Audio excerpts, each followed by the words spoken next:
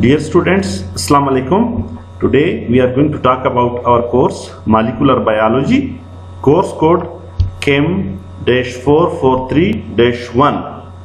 This is lecture number 6 of the series of our online lectures. The topic of our today's lecture is translation in eukaryotes.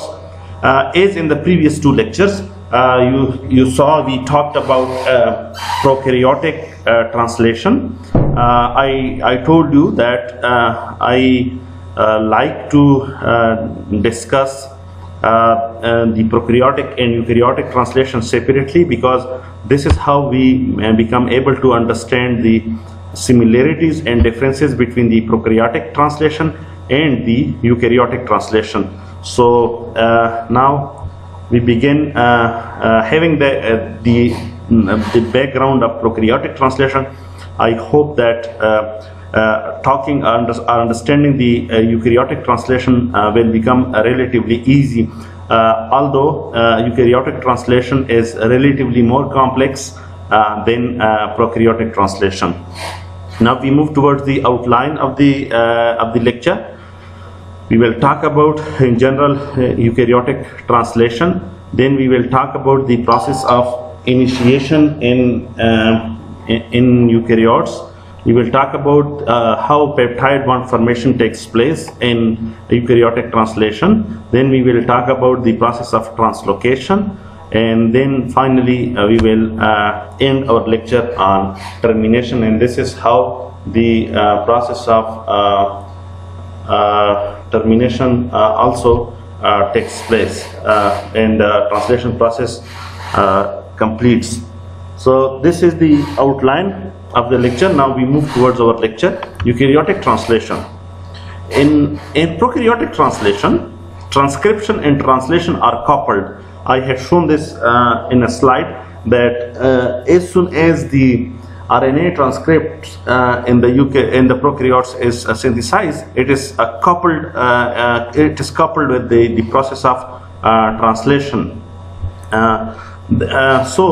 Translation begins while the messenger RNA is still being synthesized in prokaryotes, whereas in a eukaryotic cell, transcription occur in the nucleus and translation occur in the cytoplasm. So you see, I had also talked about this, that transcription and translation they occur in different compartments in eukaryotic cells, in eukaryotic system.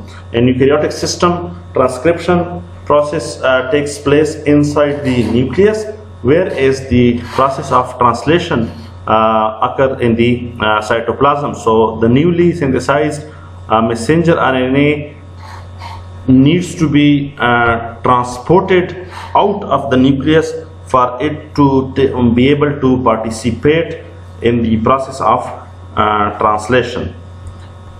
Now, translation process in eukaryote involve following: activation. It is not essentially the step of translation, but this occur in the same way as in prokaryotes. So activation is important because this is how the charged tRNA or amino acyl transfer RNA is formed to be able to participate in the process of translation. Then we have the process of initiation, and then after we have the processes of elongation and termination. So the fundamental steps in the prokaryotic and eukaryotic translation, they are the same. That is, activation takes place in both the prokaryotic and eukaryotic system. Initiation takes place. Elongation and termination also takes place in prokaryote. But the details of these processes are different. There are some fundamental similarities, but there are some differences. There are different proteins involved in prokaryotes and eukaryotes. There are different factors involved in prokaryotes and eukaryotes. Details are different. So we have to have understanding of all this. Now, initiation. The initiation of translation in eukaryotes is complex, involving at least 10 initiation factors.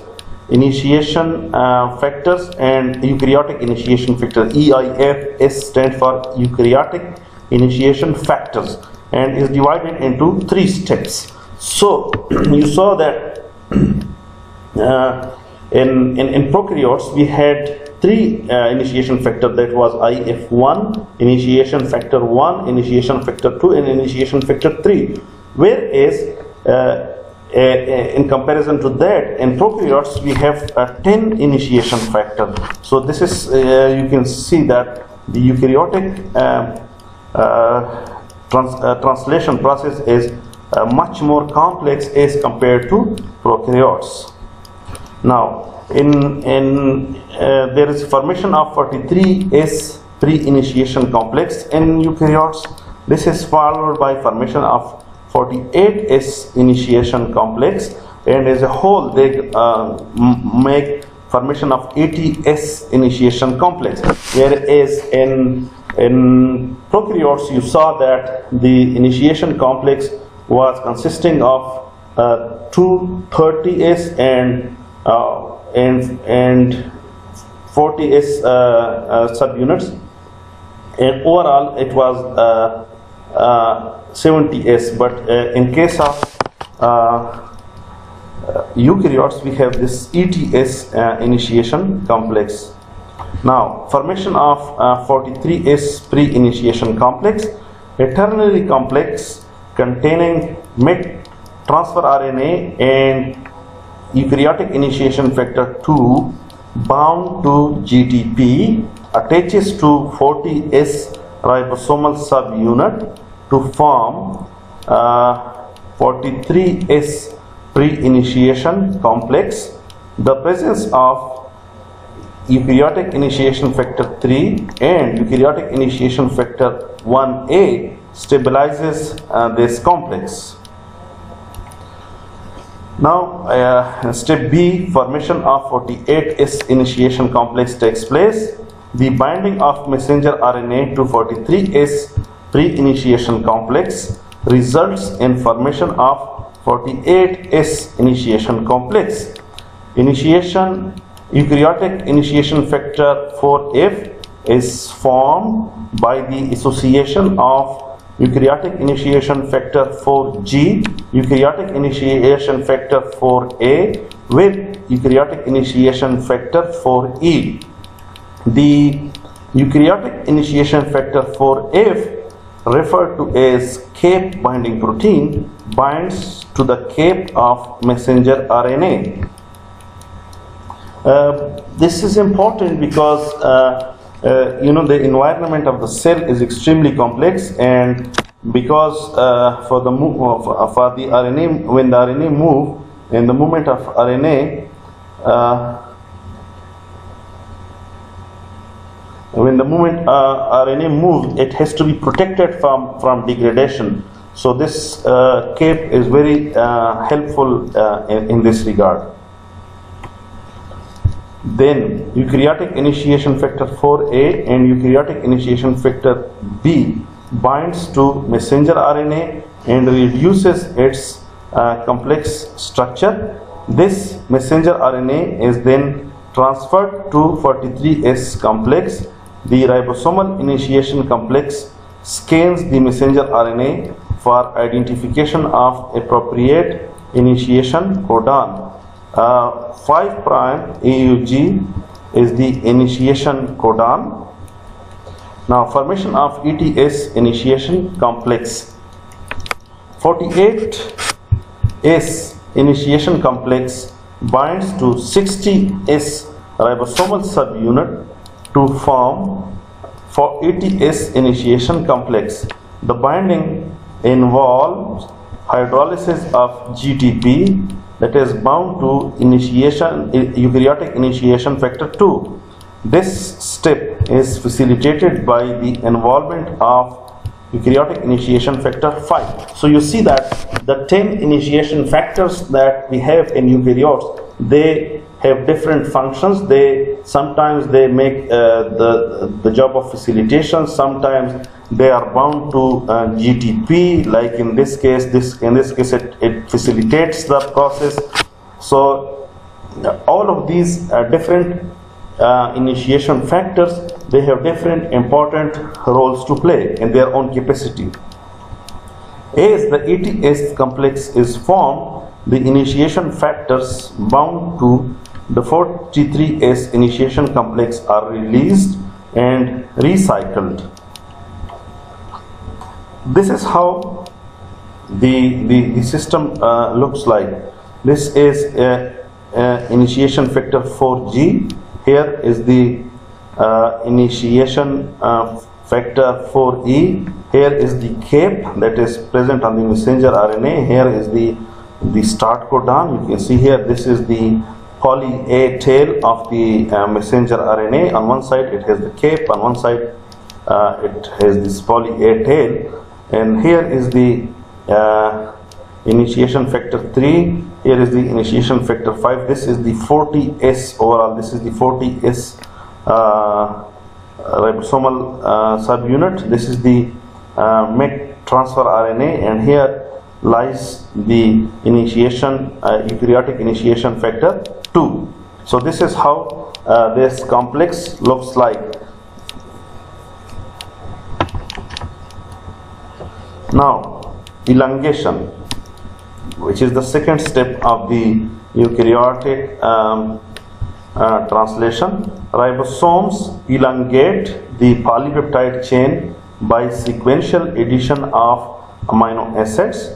The amino acid sequence is determined by the order of the codons in the specific messenger RNA. Elongation, a cyclic process involving certain elongation factors, EFS. Elongation may be divided into 3 steps.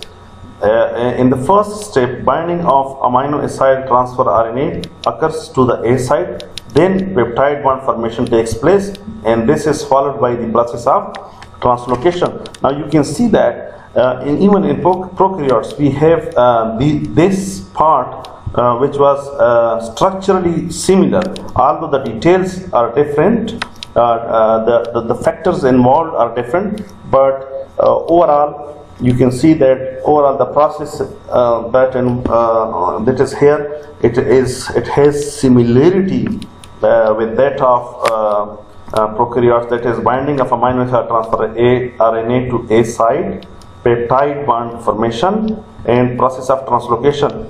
We also had these 3 steps occurring in the prokaryotes, but in eukaryotes the details are different, and in prokaryotes also the details are different from eukaryotes.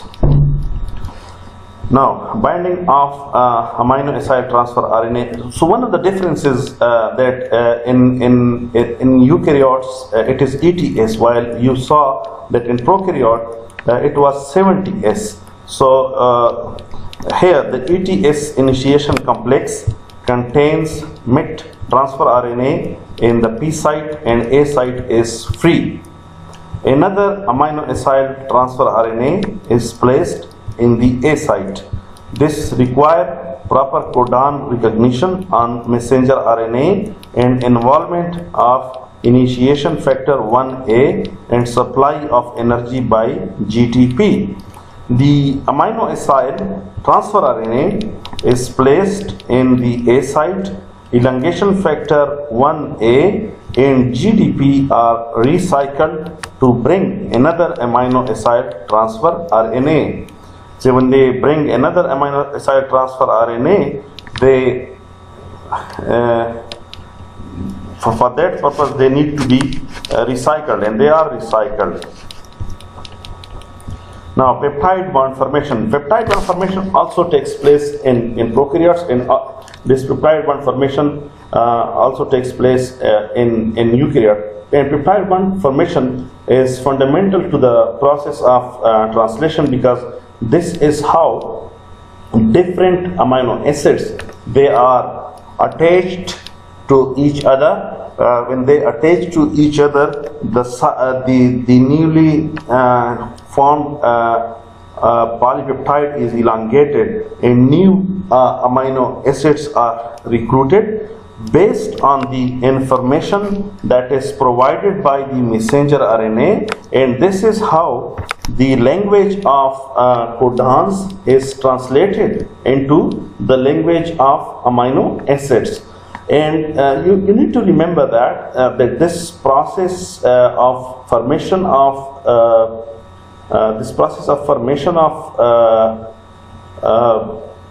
polypeptide is not a process that happen in a random fashion. Rather, it happen in a very well designed manner according to the information that is provided by the messenger RNA, and the transfer RNA will only pick that particular amino acid which is provided by the information which is provided by the codons in the messenger RNA. So codons in the messenger RNA are the ones who provides information. Transfer RNA is the one that will pick that particular amino acid, and then after peptide bond formation will take place. The peptidide transferase catalyzes the formation of peptide bond.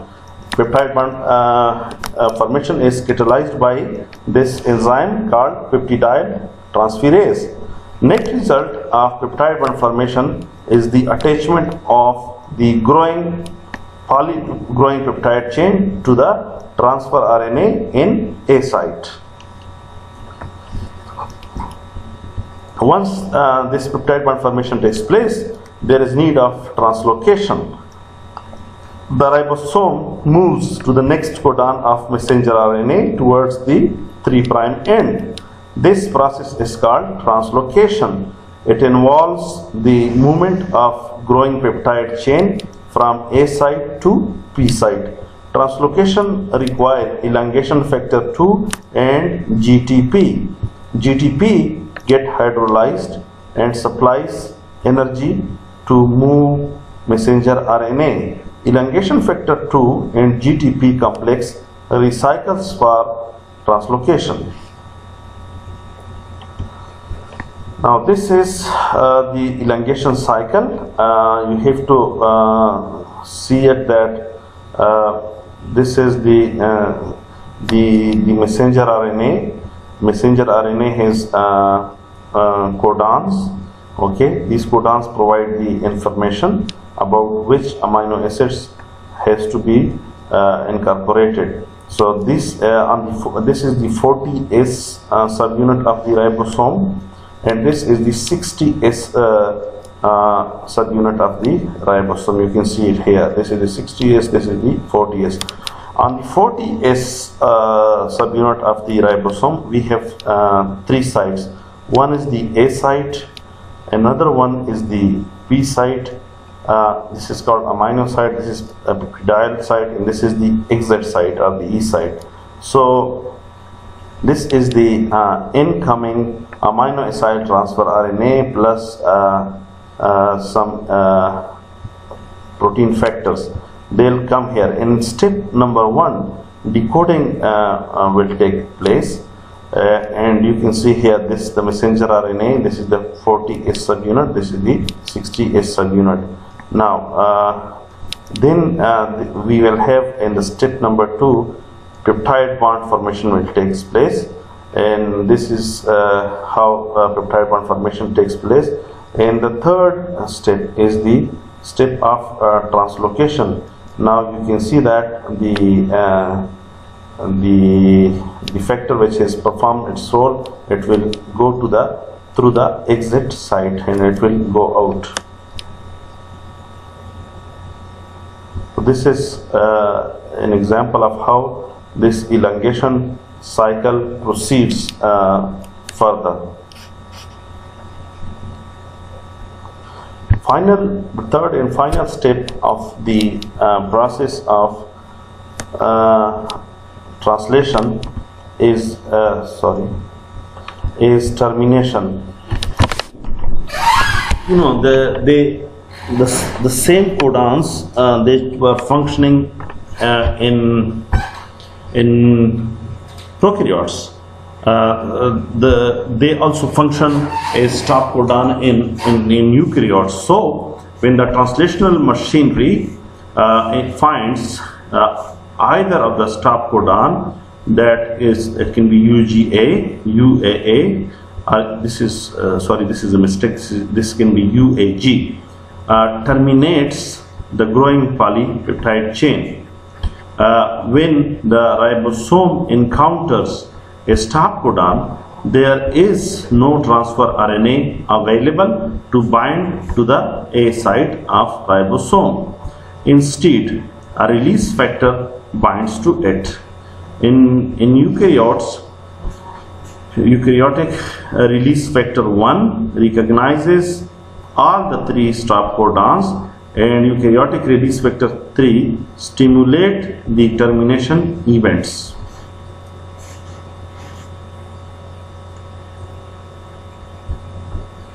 Once the release factor binds, the ribosome unit falls apart. It means that now the ETS complex that was formed, it will be separated, releasing the large and small subunit. The large subunit consists of 60S, whereas the small subunit consists of 40S. Together they make 80S. And this is a result of release factor binding. The ribosome will fall apart. The 2 subunits, they will be separated from each other, and once they are separated from each other, the process of translation will no longer proceed further. So when it does not proceed further, it signals the end of the process of translation. Now, along with this, it's not only the ribosome that will fall apart. The transfer RNA carrying the polypeptide is also released, freeing up the polypeptide product. So, when the transfer RNA is released, the newly formed polypeptide product will also be released, and once it is released, now it has now it will be able to be taken for post-translational modifications, and it also shows that there is no need for the process to continue, the process of translation to continue, because the required polypeptide has already been synthesized, and now it will become undesirable for the process to continue, because the translational machinery has come to halt as a result of encounter with the stop codons in the form of UAA, UGA or UAG. So these stop codons are strategically placed because it shows or it signals that there is no need, no further need for the process to continue, as the desired polypeptide has already been synthesized. Now what it needs or what it requires is that the process should stop and it should not continue any further. In the post-translational modifications, we will also talk about how this polypeptide still needs to be processed so that it can become able to become a truly functional protein, because at this stage only the primary structure of the protein of the polypeptide is formed, and then it has to go through different types of post-translational modifications to become a functional protein. Now, this is a cartoonic representation of how the process of termination takes place. Here you can see this is the messenger RNA having the cap on one side and the poly A tail on the other side. You can see here this is the this is a stop codon, when the stop codon is encountered by the machinery, the 40S and 60S subunits, they fell apart. When they fell apart, then also release factor 1, release factor 3 and GTP, they also separated. This is the chain of amino acid. It is separated from here. So when it is separated, this is the chain of amino acids that we get. And you can see here from this language of codons that is present on the messenger RNA, we got the language of amino acids. Like I told you that this language of amino acid is not does not come randomly. It comes exactly from the information that is provided by the messenger RNA. So messenger RNA provides information, and transfer RNA will be the one which bring the relevant amino acid, and the relevant amino acids will be incorporated in the newly formed polypeptide chain.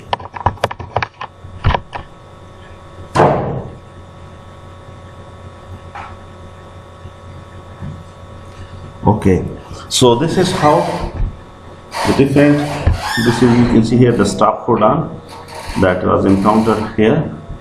It signals the process of termination. So this is this was all about the process of translation in eukaryotes. You saw that in summary. You saw that the process of translation in eukaryotes and process of translation in prokaryotes, they involve they have certain fundamental similarities, such as activation, initiation, elongation and termination, but the details are different. In prokaryotes, the initiation factor, for instance, involved are only 3: initiation factor 1, initiation factor 2, initiation factor 3. Whereas in eukaryotes, you saw that there are 10 different factors which are involved with the process of translation. The details are the processes, the process details in eukaryotes are much more complex as compared to that in prokaryotes, and it is very much understandable by the fact that eukaryotic cells themselves they are very much complex as compared to prokaryotic cells or prokaryotic systems. They are more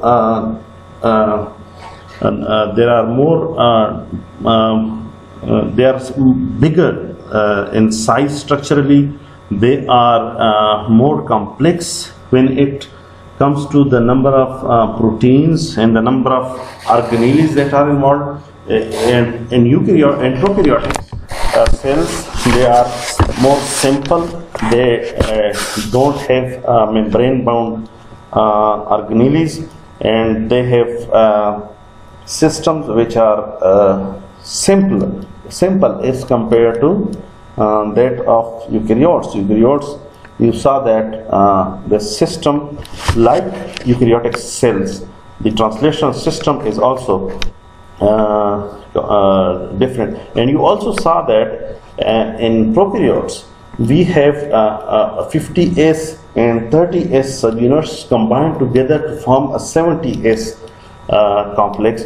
The ribosomal size in the prokaryotes is small, whereas in case of eukaryotes we have 60S and 40S subunits, and when they are joined together to form a complex, the overall size of that is 80S, bigger than that of the prokaryotes. So the prokaryotic systems they are simple as compared to eukaryotes. Eukaryotic systems are complex. Eukaryotic translation is complex as compared to prokaryotic translation. Many different factors are involved in eukaryotes which are not there in prokaryotes. Prokaryotic ribosomal structure is only 70S, whereas eukaryotic system is 80S, bigger in size, complex like the structure of its cell. Translation overall as a process is extremely important in understanding molecular biology, and the importance, owing to its importance, I talked in such a greater detail about this process. So with this we will end this lecture of translation in eukaryotes, and I hope you enjoyed the lecture. If you have any questions, please feel free to contact me. I will be happy to answer your questions, and in the coming class we will talk about post-translational modifications, because the polypeptide that has been synthesized as a result of the process of translation is not yet fully functional. It has to be brought to its functional form, and that this will be done through the process of post-translational modification. So in the next class we talk about the post-translational modifications, inshallah. Thank you. See you in the next class.